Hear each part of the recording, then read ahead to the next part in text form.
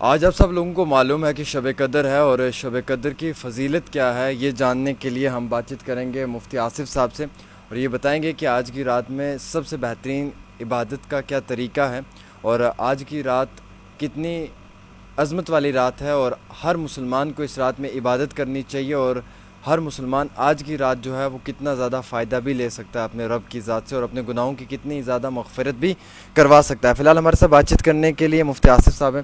السلام علیکم۔ سب سے پہلے میں امید رکھتا ہوں کہ آپ خیریت سے ہوں گے، اللہ تعالیٰ آپ کو اپنے ایمان میں رکھے۔ آج شب قدر ہے، تو میرا سوال یہ ہے آپ سے مفتی صاحب کہ شب قدر کی رات میں ہر مسلمان کو بہترین طریقہ کیا ہے عبادت کرنے کا، اور آج کی رات میں عبادت کرنے کا کتنا ثواب ملتا ہے، گناہوں کی کتنی بخشش ہوتی ہے، اور وہ کون سے ایسے لوگ ہیں کہ جو آج کی رات بھی جو ہے وہ شب نہیں کر سکتے ہیں؟ وعلیکم السلام عامر بھائی، آپ کا بہت بہت شکریہ کہ آپ اس اہم موقع پر یہاں تشریف لائے تاکہ شب قدر کے حوالے سے لوگوں تک بات پہنچ جائے۔ قرآن کریم کے اندر اس رات کے حوالے سے قرآن پاک میں مختلف مقامات پر ذکر آیا ہے۔ ایک سورت ہی اس نام سے قرآن کریم میں نازل ہوئی جس کو سورۃ القدر کہا جاتا ہے۔ قرآن پاک میں اللہ تعالیٰ نے اعلان فرمایا، بسم اللہ الرحمن الرحیم، انا انزلناہ فی لیلۃ القدر وما ادراک ما لیلۃ القدر لیلۃ القدر خیر من الف شہر تنزل الملائکۃ والروح فیہا باذن ربہم من کل امر سلام ہی حتی مطلع الفجر۔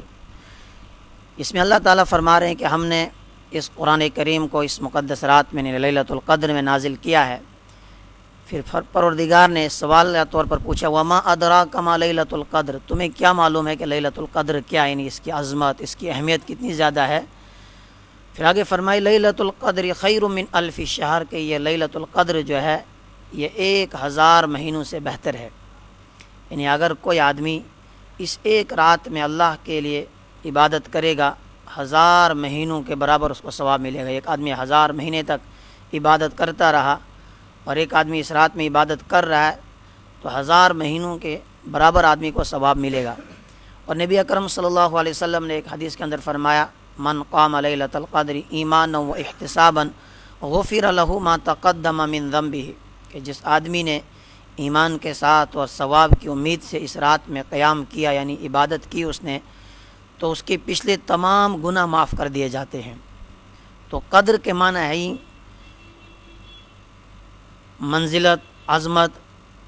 تو اس مبارک رات میں ایک تو اللہ کا قرآن نازل ہوا ہے، اور دوسری جگہ بھی اللہ تبارک و تعالیٰ نے اس کی طرف اشارہ کیا، انا انزلناہ فی لیلۃ مبارکہ انا کنا منذرین فیہا یفرق کل امر حکیم، کہ اس میں تمام چیزوں کو تقسیم کیا جاتا ہے۔ کسی کے رزق کا معاملہ ہوتا ہے، کسی کی موت کا معاملہ ہوتا ہے، کسی کی زندگی کا معاملہ ہوتا ہے۔ تو یہ ساری چیزیں اس رات میں ہوتی ہیں۔ نبی اکرم صلی اللہ علیہ وسلم اس رات کی تلاش میں اپنے دور حیات میں رمضان کے پہلے عشرے کا اعتکاف کیا، پھر آپ نے دوسرے عشرے کا بھی اعتکاف کیا۔ جب 2 عشرے ہوئے، آپ نے صحابہ کرام سے فرمایا کہ بھائی میں نے شب قدر کی تلاش میں پہلے عشرے کا اعتکاف کیا لیکن اس عشرے میں نہیں تھے، پھر میں نے دوسرے عشرے کا اعتکاف کیا لیکن اب وہ تیسرے عشرے میں ہے، جو اعتکاف کرنا چاہتے ہیں وہ اعتکاف کریں۔ تو رمضان المبارک کے تیسرے عشرے کے لیے اس کو بتایا گیا۔ پھر آپ صلی اللہ علیہ وسلم نے یہ بھی بتایا کہ مجھے لیلۃ القدر کی تعین بتا دی گئی تھی کہ وہ کون سی رات میں ہے۔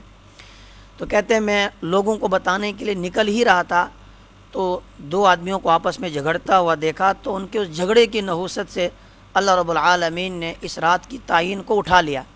اب اللہ کے محبوب صلی اللہ علیہ وسلم نے ہمیں یہ حکم دیا کہ تم لیلۃ القدر کو رمضان المبارک کے آخری عشرے کی طاق راتوں میں اب تم تلاش کرو۔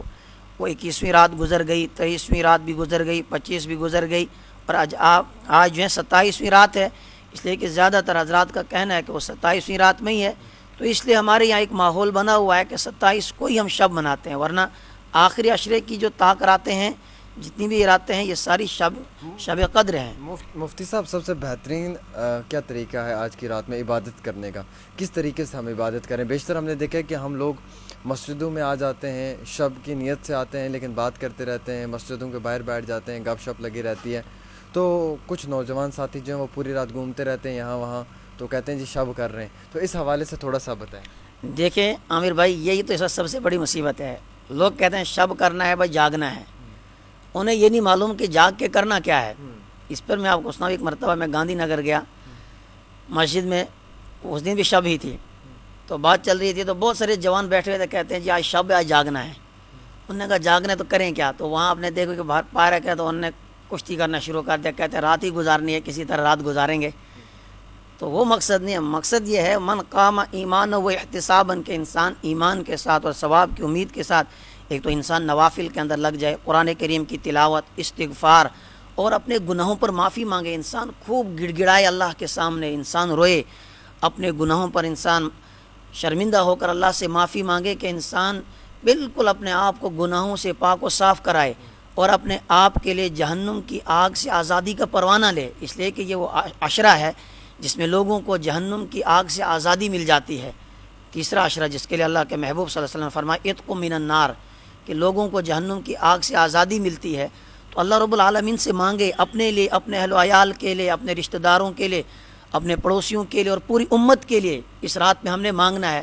لیکن جو طریقہ کار ہم نے بنایا ہے کہ جیسے میلہ لگا دیتے ہیں, بیٹھ گئے, گپیں چل رہی ہیں مسجدوں کے باہر, چوکوں میں, چوراہوں میں, وہ مقصد نہیں ہے اس رات کا. مقصد یہ ہے کہ انسان آئے, تراویح کی نماز ادا کی, اور اس کے بعد پھر آدمی جو ہے نوافل کے اندر مشغول ہو جائے.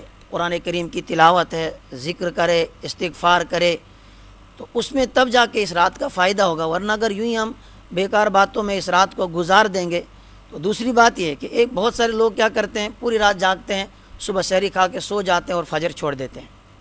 جو فرض نماز تھی اس کو چھوڑ دیا, تو اس کو پھر پوری رات جاگنے کا کوئی فائدہ نہیں ہے. تو اس لیے اس رات میں عبادات کا اہتمام کرنا ہے, وہ میلہ نہیں لگانا ہے. کون سے ایسے لوگ ہیں جن کی بخشش اس رات میں بھی نہیں ہوگی؟ بہت سارے لوگ جن کی اس رات میں بھی بخشش نہیں ہوگی. ایک وہ آدمی جو اللہ کے ساتھ کسی کو شریک ٹھہراتا ہو, اللہ کی ذات میں, اس کی صفات میں. اسی طرح ماں باپ کا کوئی نافرمان ہے, اگر وہ اس گناہ سے توبہ نہیں کرتا ہے تو اس رات میں اس کی بھی مغفرت نہیں ہو سکتی ہے. اس کے علاوہ پھر اگر جو ہے کوئی آدمی شراب کا عادی ہے, تو شرابی کی بھی اس رات میں مغفرت نہیں ہوتی ہے جب تک کہ وہ شراب سے توبہ نہ کر لے.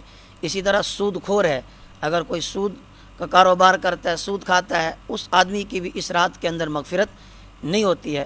تو اگر کوئی آدمی ان گناہوں کے اندر مبتلا ہے, اس کو چاہیے کہ وہ ان تمام گناہوں سے توبہ کرے, تاکہ آج کی اس رات میں وہ بھی مغفرت کا حقدار ہو جائے. زندگی میں بار بار یہ راتیں نہیں آتی ہیں. اللہ کی طرف سے اس امت کو یہ ایک خصوصی تحفہ ہے. یہ کس طرح ملا؟ اللہ کے محبوب صلی اللہ علیہ وسلم ایک مرتبہ صحابہ کرام کے سامنے بنی اسرائیل کے ایک عبادت گزار آدمی کا تذکرہ کر رہے تھے, اور فرمایا کہ اس نے 1 سال تک جو 1000 مہینے تک اللہ رب العالمین کی عبادت کی, اللہ کے راستے میں اس نے جہاد کیا. صحابہ کرام کو اس پر بڑا دکھ ہوا, کیونکہ پہلے لوگوں کی عمریں بہت زیادہ ہوتی تھی. صحابہ کرام نے سوچا کہ ان لوگوں کی عمریں تو بہت زیادہ تھی, 1000 مہینے تک اس نے جو ہیں یہ سارے کام کیے ہیں, تو ہماری عمریں بہت مختصر ہیں, تو ہم اتنی عبادت کیسے کر سکتے ہیں؟ تو اللہ رب العالمین نے فرمایا کہ اگر تم رمضان المبارک کی ایک ہی اس رات میں لیلۃ القدر کے اندر ایمان اور خلوص کے ساتھ اللہ کی عبادت کرو گے, اللہ رب العالمین آپ کو, وہ بنی اسرائیل کے ایک آدمی نے جو 1000 مہینے تک اللہ کی عبادت کی تھی, آپ کو اتنا ثواب ایک ہی رات کے اندر. اور اگر ایک آدمی کی زندگی میں جو ہیں 40 راتیں یہ آ گئی, 40 سال انسان نے زندگی گزاری, 40 راتیں ظاہر سی بات اس کی زندگی کے اندر آئیں گی, اور اگر ان 40 راتوں میں وہ عبادت کرتا ہے تو آپ پھر خود سوچیں کہ اس کا مقام کہاں سے کہاں پہنچ سکتا ہے. چلیے, بہت شکریہ. ہمارے ساتھ مفتی آصف صاحب تھے. آج کی وہ رات جس رات میں جہنم کی آگ سے نجات مل سکتی ہے, صرف عبادت اپنے رب کی کرنی ہے. اور عبادت کا طریقہ یہ ہے کہ اللہ کی ذات کے آگے گڑ گڑانا ہے, رونا ہے, فریاد کرنی ہے, کیونکہ آج کی وہی رات ہے جس رات میں آپ لوگوں کو جو ہے وہ جہنم کی آگ سے بھی نجات مل سکتی ہے اور آپ کے گناہوں کی بخشش ہو سکتی ہے. ناظرین کرام, آپ سمجھ سکتے ہیں کہ آج کی رات کا کتنا بڑا فضیلت ہے تمام مسلمانوں کے لیے. اور جو لوگ آج کی رات بھی سو جاتے ہیں, عبادت نہیں کرتے ہیں, یا گھروں سے نکل کر آ جاتے ہیں اس امید میں کہ ہم عبادت تو کریں گے, بعد میں حلوہ کھانے لگ جاتے ہیں, یا پھر بعد میں جو ہے وہ پیٹ پوجا پہ لگ جاتے ہیں, اور یہ رات ایسے گزر جاتی ہے اور عبادت نہیں ہو پاتی ہے. ان سب چیزوں کو چھوڑ کر جو ہے وہ فوکس کریں. ہمارا مقصد یہ تھا انٹرویو کا کہ ہم اب تک اس رات کی فضیلت پہنچا دیں, اور ان لوگوں کے لیے بھی بتا دیں کہ جو لوگ شراب یا مختلف ایسے گناہوں میں مبتلا ہیں وہ توبہ کر لیں, اور آج کی رات اللہ کے آگے گڑ گڑائیں. خدا کی ذات معاف کر سکتی ہے, کیا پتہ آتے سال یہ رات ملے یا نہ ملے. فی الحال کے طور پہ ایک چھوٹی سی پیشکش عامر سہیل کے ساتھ.